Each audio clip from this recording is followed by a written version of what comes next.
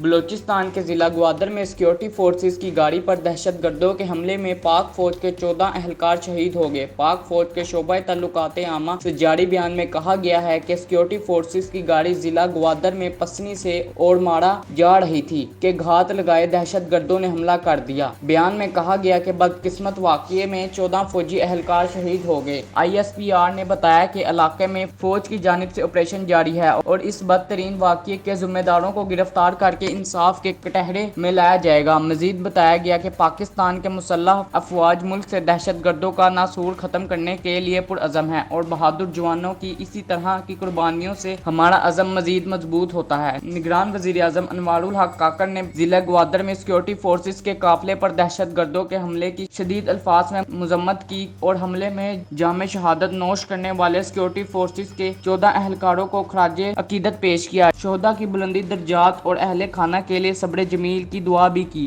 وزیر اعظم ہاؤس سے جاری بیان کے مطابق انوار الحق کاکڑ نے کہا کہ دہشت گردوں کے ناپاک عزائم کبھی کامیاب نہیں ہونے دیں گے۔ شہداء نے ملک کی حفاظت کی خاطر اپنی جانوں کا نذرانہ پیش کیا۔ نگران وزیر اعظم نے کہا کہ مجھ سمیت پوری پاکستانی قوم کو اپنے شہداء پر فخر ہے۔ دہشت گردوں کے ایسے بزدلانہ حملے پاکستانی قوم اور اس کے رکھوالوں کے حوصلے کبھی پست نہ کر پائیں گے۔ انہوں نے کہا کہ پوری قوم دہشت گردی کے اس ناسور کے خاتمے کے لیے اپنی سیکورٹی فورسز کی شانہ بہ شانہ کھڑی ہے۔ نگران وزیر خارجہ جلیل عباس جیلانی نے گوادر میں پیش آنے والے واقعے کی شدید مذمت کی اور کہا کہ اس طرح کے واقعات قابل مذمت ہیں۔ انہوں نے کہا کہ ہماری دعائیں شہداء کے اہل خانہ کے ساتھ ہیں اور زخمیوں کی صحت یابی کے لیے دعا گو ہیں۔ پاکستان دہشت گردوں کے خلاف کھڑا رہے گا۔ بلوچستان کے نگران وزیر اعلیٰ علی مردان خان ڈومکی نے بھی دہشت گردوں کے حملے کی مذمت کی اور بیان میں کہا کہ لوگوں کی جان و مال کی حفاظت پر مامور جوانوں پر حملہ بزدلانہ حرکت ہے۔ ڈومکی نے واقعے میں شہید ہونے والے جوانوں کو خراج عقیدت پیش کیا اور ان کے اہل خانہ سے تعزیت کا اظہار کیا۔ مسلم لیگ نون کے صدر اور سابق وزیر اعظم شہباز شریف نے سماجی رابطے کی ویب سائٹ ایکس پر جاری بیان میں گوادر میں دہشت گردوں کے حملے کی مذمت کی۔ انہوں نے کہا کہ پسنی گوادر میں پاکستان کی سیکورٹی فورسز پر دہشت گردوں کے بزدلانہ حملے کی انتہائی افسوسناک اور قابل مذمت اطلاع پر شدید دکھ ہوا۔ ہماری مسلح افواج اپنی جانوں کے نذرانے پیش کر کے وطن عزیز کی حفاظت اور دشمنوں کی سازشوں کا جوان